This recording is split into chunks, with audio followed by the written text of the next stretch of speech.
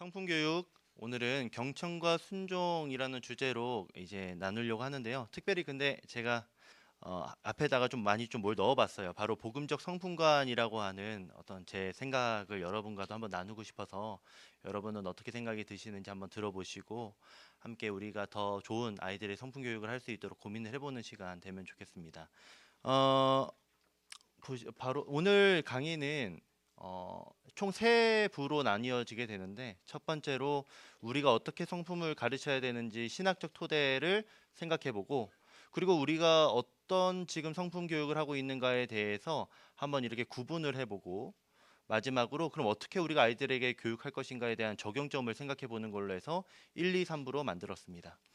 아이들 성품 교육 관련해 가지고 제가 이제 3년 차 접어들었는데 하면서 열심히 하고 계신 여러분들 보면서 되게 저도 감명을 많이 받았고 그런데 또 제가 어떤 도움이 될 수 있을까 또한 많이 고민하다가 지금 오늘 이 이야기들을 좀 할 수 있게 된 것 같아 가지고 여러분 한번 잘 귀담아 들어주시면 좋겠습니다. 그러면 일부 신학적 토대부터 한번 보면 좋겠습니다.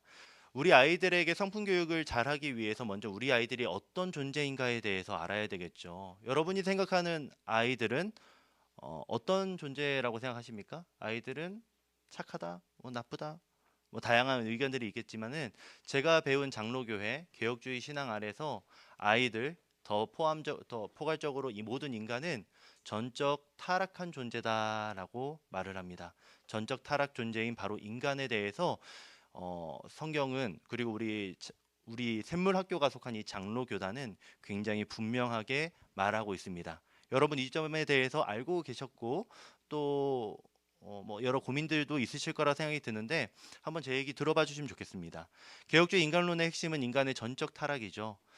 먼저 전적 타락의 의미를 좀 생각해 보면 좋겠는데 이 전적 타락 교리는 여러 역사를 통해서 지금까지 역사를 통해서 계속 확장되어 오고 발전되어 온 교리입니다.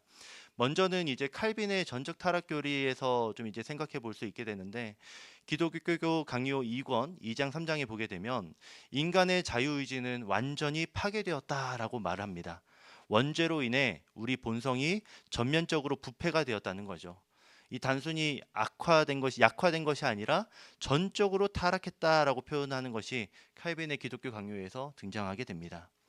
이 칼빈의 이야기를 토대로 발전시킨 것이 웨스트민스터 신앙고백서인데 6장 2절에서 4절의 말을 보면은 웨스트 신앙고백서 6장 2절에서 4절 우리의 시조는 이 죄로 인하여 원래의 의와 하나님과의 친교에서 떠나게 되었고 그래서 우리는 죄 가운데 죽게 되었으며 영혼과 육체의 모든 기능과 각 부분이 전적으로 오염되었다라고 말합니다.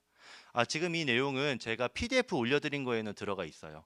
지금 이제 출력물에는 용지가 좀 많이 쓰일 것 같아가지고 제가 지금 설명드리는 이제 전적 타락 역사적 발전은 뺐고요. 알아주시면 좋겠고요. 그리고 또 이어서 웨스트민스터 신앙고백서 다음으로 등장하는 도르트 신조에서도 제 사망 사항에서 인간의 부패와 회심에 대해서 다루고 있습니다. 여기서 이 도르트 신조의 핵심을 뭐라고 하냐면 튤립이라고 해서 5가지 교리를 말하고 있거든요. 그 중에 첫 번째로 말하는 것이 전적 무능력. 이렇게 말하고 있습니다. total inability라고 말하고 있는데 영적으로 죽은 상태다라고 인간에 대해서 말하고 있고요.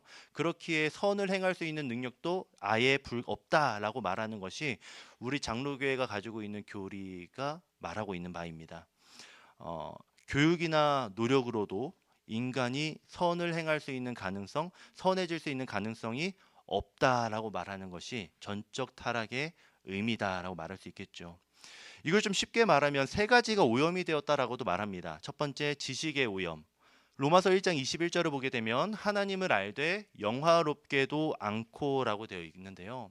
하나님을 알지만 하나님을 사랑하고 하나님을 따라 살지는 않는 그런 인간의 상태를 지금 지식의 오염이다라고 말합니다. 옳은 것을 알아도 추구하지 않는 지식. 두 번째로는 감정의 오염을 말합니다. 마음이 완악하여라고 마가복음 3장 5절은 말하는데 선을 보고도 우리는 선이 무엇인지 알죠? 어떻게 착하게 살아야 되는지도 아는데 그것을 보고도 기뻐하지 않는 우리의 감정, 우리는 오히려 더 악하거나 잘못 성경이 말하는 반대되는 것에 대해서 더 흥미를 가지는 우리의 감정을 보면서 감정이 오염되었다라고도 말할 수 있는 거죠. 세 번째, 의지의 오염. 선을 행할 능력이 없는 상태를 우리 성경은 말하고 있습니다. 로마서 7장 18절인데요. 알고 원해도 행하지 못하는 의지에 대해서 성경은 말하고 있다라는 것이죠. 전적 타락은요, 이 세 가지가 오염이 되었다라고 말을 합니다. 지식과 감정, 의지. 그러니까 우리의 힘으로는 바른 일을, 좋은 성품을 가질 수 있는 능력이 없다라는 겁니다.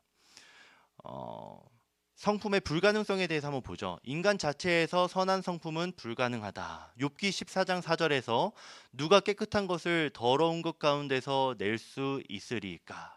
이를 통해서 우리는 더 열심히 노력해도 타락한 재료로는 선한 결과를 낼 수 없다라는 것에 대해서 생각해 보게 됩니다. 인간이 아무리 우리의 힘으로 노력한다고 할지라도 선을 이룰 수 없다. 여러분 이 부분에 대해서 동의가 되시는지 모르겠네요. 제가 너무 부정적으로 말씀드려서 여러분 좀 기분이 나쁘실 수도 있겠다 생각이 드는데 적어도 장로교회와 개혁주의 신앙에서는 이렇게 인간에 대해서 평가를 내리고 있습니다. 왜 이렇게까지 평가를 하느냐? 바로 복음을 말하기 위해서이죠.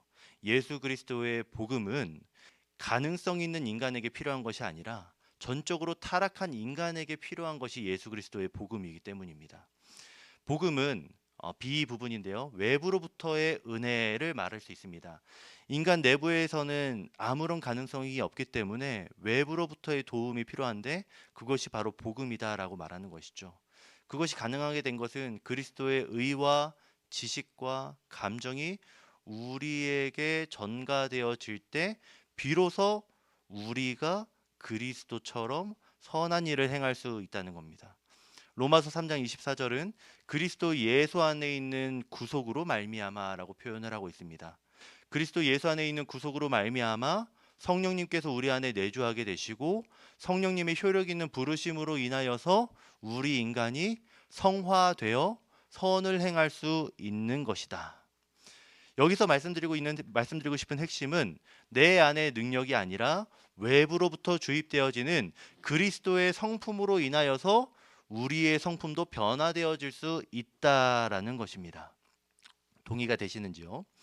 율법의 세 가지 용도와 성품 교육의 재발견이라는 주제로 제가 한번 인사이트를 얻어봤는데 우리가 아이들에게 착한 아이로 성품 교육은 다르게 말하면 아이들이 말씀을 지키며 사는 것이다라고도 생각이 듭니다. 600여 가지의 구약에 있는 율법들 10가지로 줄이면 10계명이고 2가지로 줄이면 하나님 사랑, 이웃 사랑 아닙니까? 그것을 위해서 우리가 성품 교육을 하는 것이겠고요.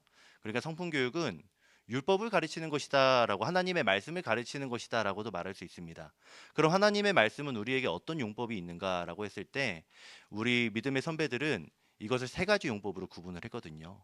루터는 2가지로 정리를 했다가 칼빈은 여기에 3가지를 추가했고 쯔빙글리가 이것을 체계적으로 정리를 하게 되는데 PDF를 보게 되면 그 3가지 용법이 등장하게 됩니다. 첫 번째 제1용법 시민적 용법이 등장하게 됩니다. 시민적 용법이라는 것은 믿지 않는 사람에게도 이 율법이 중요하게 필요하다라는 것이죠. 왜냐하면은 국가와 공동체를 이루기 위해선 규칙이 중요한데 규칙 중에서 최고의 가치 있는 아주 좋은 규칙은 바로 성경에 있는 율법이다.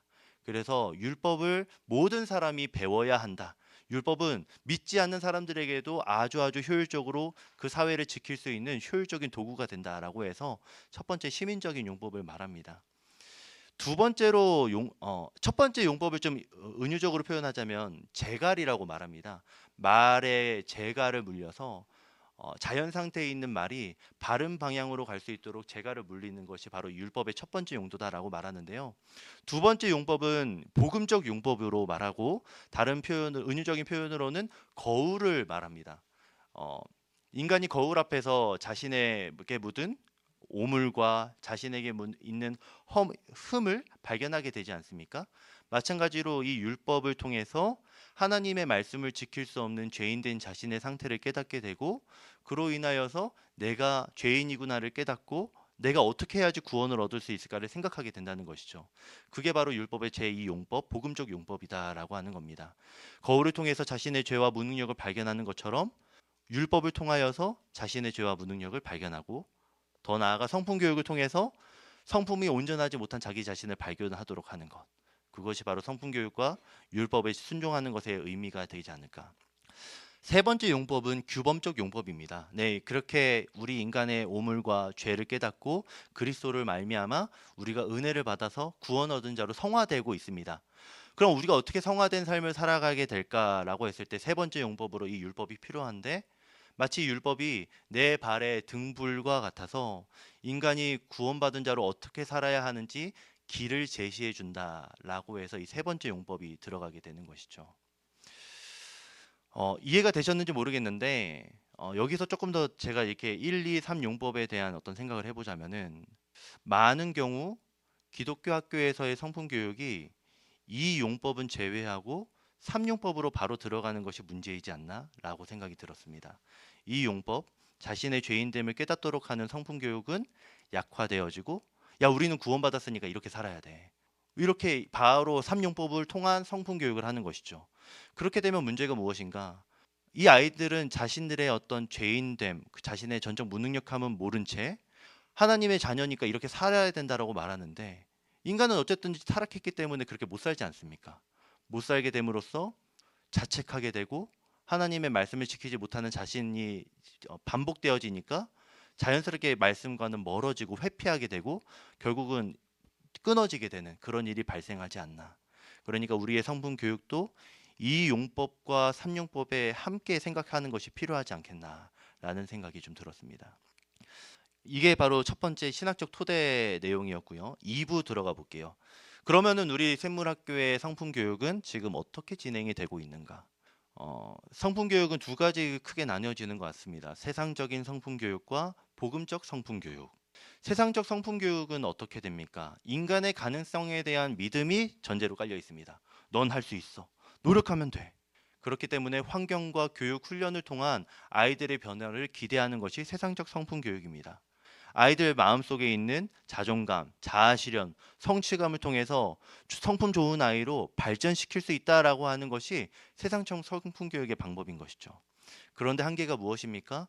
죄의 문제를 간과하거나 교육으로 극복이 가능하다라고 보는 겁니다. 그 결과로 잘하면 이 아이들 교만한 아이들이 되는 것이고, 못하면 절망하게 되는 겁니다. 성품교육, 복음적 성품교육은 어떤 차별성이 있는가 표로 정리해 보았는데요. 세상적인 접근에서 인간은 가능성 있는 존재로 보여지지만 우리는 전적 타락한 존재로 봅니다. 아무런 가능성이 없는 존재. 어, 세상은 우리 인간에게 가능성이 있기에 내적 동기를 자극시키면 아이들이 가능하다, 성품 좋은 아이로 자랄 수 있다라고도 말합니다. 하지만 복음적 접근은 우리 인간 내부에게는 아무런 가능성이 없기 때문에 외부로부터의 은혜가 필요하다, 바로 복음이 필요하다라고 말하고 있죠. 그러니 우리가 말하고 있는 성품 교육의 목표는 도덕적인 인간이 아니라 외부로부터 오는 그리스도의 의와 감정과 의지를 닮은 어, 그런 예수 그리스도를 닮은 인간이 되도록 하는 것이 우리 성품 교육의 궁극적인 목표가 되어야 한다고 봅니다. 그러니 방법은 단순히 훈련과 습관이 아니라 복음을 적용시킨 성품 교육이 되어야 될 것이고, 만약에 아이들이 성품 교육에서 넘어지거나 제대로 성장하지 못한다면 실패할 때에 야, 너 더 노력해야지. 너 노력 안 해서 그래. 너 제대로 이렇게 모티베이션이 안 돼서 그래. 라고 하면서 질책을 할 수 있지만, 우리에게는 그 아이에게 그리스도의 복음을 통한 더 깊은 은혜를 말할 수 있어야 되는 것이고, 성공했을 때에는 우리 그 아이에게 세상적 접근으로는 야, 너 정말 노력하니까 너 착한 아이 되지. 너 바르게 자랄 수 있지. 라며 세상은 말하지만은 우리는 아이들이 바르게 행동했을 때 이것은 하나님의 은혜로 가능한 것이니까 아이들에게 하나님께 감사드리고 또 더욱 겸손하게 행동해라 라고 말해야 된다는 것이죠. 차이를 여러분이 아실 거라고 생각합니다. 그러니까 핵심 차이는, 세상적 접근은 너의 힘으로 선한 사람이 되어라 라고 한다면, 우리 기독교 학교의 복음적 접근은 그리스도께서 이미 이루신 선함을 입어라가 되는 겁니다. 아까 아침 열기에도 비슷한 이 내용을 얘기한 것 같아요. 우리 아이들을 위해서 여러분 열심히 헌신하고 계신데, 하나님께 복을 받기 위해서 그렇게 내 힘으로 헌신하는 것이 아니라 예수 그리스도께서 이루신 그 헌신, 예수 그리스도의 헌신으로 받으신 그 복이 우리에게 전가되었기 때문에 우리가 기쁨으로 하나님께 받은 것을 우리 학생들과 학교를 위해 돌려주는 그런 시스템이 우리에게 돼야 된다는 것이죠. 그렇게 될 때 우리가 진짜 지치지 않고 정말 마르지 않는 그 은혜로 말미암아서 정말 바르게 아이들을 지도할 수 있는 것, 같은 맥락이지 않나라고 생각이 듭니다. 음. 그런 조나단 에드워즈도 이런 비슷한 이야기를 했죠. 종교적 감정론이라는 그의 책에서 도덕적 행위는 영적 생명 없이 불가능하다라고 그는 말했습니다. 진정한 미덕은 하나님에 대한 사랑으로부터 나오게 된다라고 말하는 것이죠. 어, 적어도 제가 알고 있는 기독교 전통에서는, 제가 믿고 있는 이 신앙 아래서는 인간의 전적 타락과 그리스도의 전적인 은혜를 반드시 말하고 있다. 저는 이게 굉장히 당연하게 여겨져 있기 때문에 약간은 우리 샘물학교에서 혼재되어 있는 듯한 그런 부분에 대해서 뭔가 이렇게 되게 이질감을 느꼈었지 않았나라고 저는 생각이 듭니다. 그래서 여러분 만날 때마다 제가 혼자서 이상한 일을 자꾸 막 뚱에 있어가지고 이거 맞는 겁니까 여러분? 복음적입니까? 이게 막 혼자서 얘기했던 것이고, 성품 모임에서도 제가 이런 얘기를 종종 했었더랬습니다. 우리가 분명히 뭐 세상적인 접근을 하고 있다, 뭐 복음적 접근을 하고 있다라는 게 아니라 혼재되어 있는 것 같아요. 두 접근의 혼재 현상. 복음을 말하되 방법은 세상적인 것. 예수님처럼 여러분 착한 아이가 되십시오라고 말하지만 결국 방법론에 있어서는 내 힘으로, 아이들의 힘으로 되게 하려는 노력이 우리에게 있지 않았나.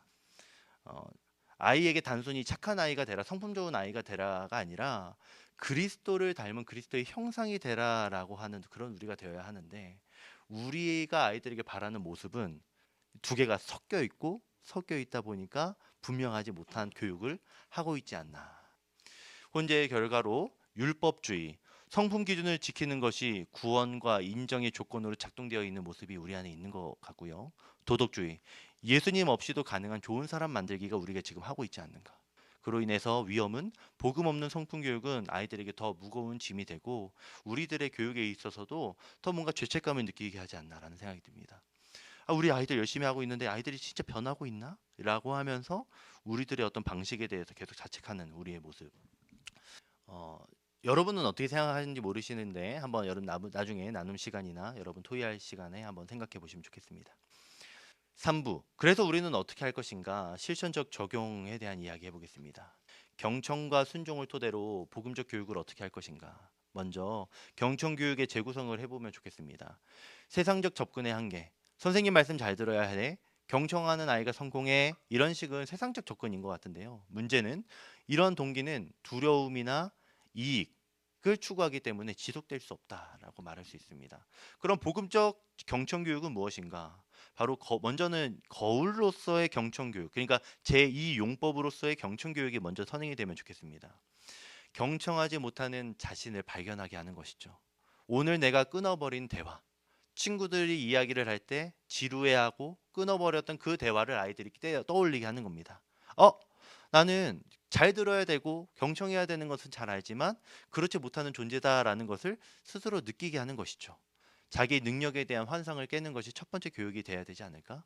그리고 나서 그리스도를 바라보게 하는 그리스도의 모델을 생각하게 하는 겁니다. 예수님께서 사마리아의 여인의 이야기를 다 들어주시고 삭개오의 마음에 있는 그 어려움을 들어주시고 엠마오 제자들이 실망하고 혼란이 있었을 때 찾아가서 그들의 이야기를 들어주시며 자신의 이야기를 들려주셨던 그 예수님의 경청, 그로 인하여서 구원 얻은 우리 자신, 그 아이들에게 그것을 느끼도록 하는 것이죠.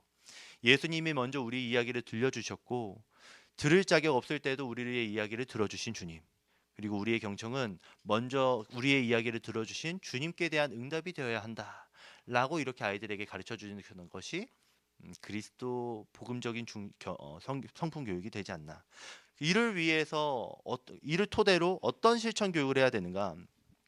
1, 2학년들은 하나님이 내 기도를 들으신다라고 하는 먼저 뭐 그림 일기를 쓸 수도 있고, 메시지로는 하나님이 먼저 들어주셨으니까 우리도 들어줄 수 있어라는 어떤 이야기가 되는 것이죠.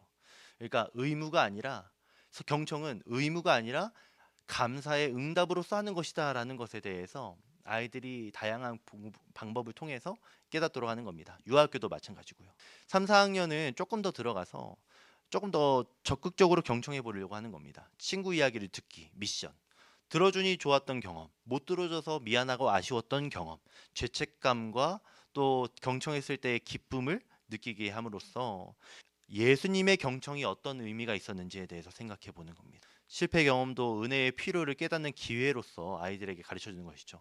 그러니까 경청에 실패한 아이들을 보면서 우리 스스로를 자책하거나 아이들을 질타하는 것이 아니라 오히려 그게 복음을 깨닫도록 하는 기회로 삼아서 아이들에게 더 복음을 더 가르칠 수 있는 도구로서 되는 겁니다. 5, 6학년은 조금 더 들어가서 경청 실패를 스스로 인지하게 하고 그럼에도 불구하고 우리에게 다가와 주신 예수 그리스도의 그 복음, 그 은혜를 그 경험을 나누는 것. 심지어 예수 그리스도의 성품을 닮으신 어떤 선생님, 어떤 친구를 통해서 공감의 기쁨을 누렸던 그 경험을 나누도록 하는 것. 어, 그러니까 조금 더 깊이 있게 들어가서 왜 나는 듣지 못할까라고 하는 죄에 대한 인식을 하고 성령님의 도우심을 구하도록 하는 은혜를 의지하도록 하는 그런 교육이 고학년에서는 조금 더 들어갈 수 있지 않을까라고 생각이 듭니다. 순종 교육도 한번 보도록 하죠. 아까 방금은 경청이었고 이제 또 다음에 할 순종 같은 경우도 세상적 율법적 접근에 먼저 생각해 보면은 순종해야지 복받아. 순종하는 아이가 예뻐. 순종 못하면 뭐 벌받아. 뭐 이런 식으로 아이들에게 거래와 조건적인 사랑과 두려움의 방식으로서 순종 교육을 우리가 하지 않았는가. 여러분 이렇게까지는 안 하셨던 것 같아요. 근데 만약에 이렇게 하게 되면 결과가 무엇입니까? 두려움 기반의 순종이 되는 것이죠. 또 형식적인 순종이 됩니다. 보여지는 순종. 그리고 나의 순종과 친구의 순종을 보면서 비교하며 경쟁을 하게 되는 겁니다. 이런 교육을 우리가 하고 있지 않았는가. 그럼 어떻게 해야 될까요? 복음적 순종 교육으로는 첫 번째 거울을 먼저 생각하는 겁니다. 거울로서의 순종 교육. 순종의 불가능성을 직면시키는 겁니다. 예를 들어서 요나, 하나님을 아는 하나님의 말씀을 너무나 잘 알았던 선지자였지만 하나님의 말씀을 거역했던 그런 요나를 예로 들 수도 있죠. 머리로는 알지만 따르지 못한 요나처럼 우리에게도 그런 모습이 있지 않는가. 그러니까 지식만으로는 순종할 수 없는 우리 자신을 깨닫도록 하는 것이 우리 성품 교육의 시작점이어야 되지 않을까? 그리고 나서 그리스도의 순종을 느끼게 하는 겁니다. 죽기까지 복종하신 순종하신 예수 그리스도. 그로 인하여서 우리에게 주어지는 복과 은혜. 그 기쁨으로 말미암아 우리도 하나님 말씀에 순종하며 사는 기쁨으로 순종하는 인생. 그럴 때 아이들이 거래와 조건적 사랑과 두려움의 순종이 아니라 정말 기쁨과 은혜의 순종으로서 섬길 수 있지 않을까. 그럴 수 있도록 1, 2학년 유아학교에서는 부모님이 해주신 감사, 그러니까 내가 순종하는 것이 아니라 외부로부터 주어지는 어떤 그런 감사거리를 먼저 찾는 것입니다. 사랑받았다는 것을 어떻게 할 수 있는가? 그래서 우리도 기쁘게 따를 수 있어요라고 이렇게 말해보는 3, 4학년에서는 순종이 어려웠던 순간을 나누도록 하는 겁니다. 어, 그래서 외부로부터 주어지는 순종의 은혜, 순종의 힘을 구하는 것이죠. 5학년, 6학년에서는 순종과 맹종의 차이라고 하는 어떤 이런 단어의 의미들을 생각해 보면서 진정한 순종은 성경이 말하는 순종은 무엇인지를 생각해 보도록 하는 것이 고학년에서는 해볼 수 있지 않을까라는 생각이 듭니다. 네. 결론 및 적용해서 제가 PDF에는 여러 가지 뭐 예상 질문과 뭐 답변들을 생각해 보았는데요. 전적 타락을 강조하면 아이들이 노력할 동기를 잃지 않을까? 아이들에게 너무 겁주고 나는 어떻게 해도 할 수 없어라고 하면서 아이들에게 무력감을 주지 않을까라고 여러분이 생각이 드실 수 있는데 좋은 우려입니다. 그러나 전적 타락의 교리는 절망이 아니라 복음의 필요성을 깨닫게 한다는 점에서 반드시 필요한 것이죠. 전적 타락의 의미를 모르는 아이는 예수 그리스도의 전적인 희생이 필요로 하지 않습니다. 그 당연한 것이죠. 자기의 힘으로 할 수 있는데 왜 예수님이 십자가에서 죽으셔야만 됩니까?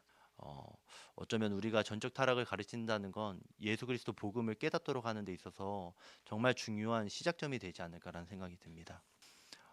2번은 제가 생략을 했고 3번 보게 되면 율법주의와 복음적 접근의